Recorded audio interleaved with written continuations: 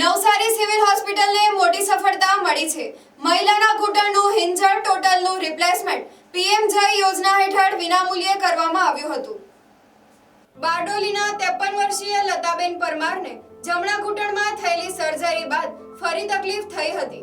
1 વર્ષ પહેલા તેમણે જીએમઈઆરએસ મેડિકલ કોલેજ નવસારી ખાતે ટોટલની રિપ્લેસમેન્ટ કરાવ્યું હતું। છેલ્લા 3-4 મહિનાથી તેમને એ જ ઘૂંટણમાં દુખાવો અને અસ્થિરતાને કારણે ચાલવામાં મુશ્કેલી પડતી હતી।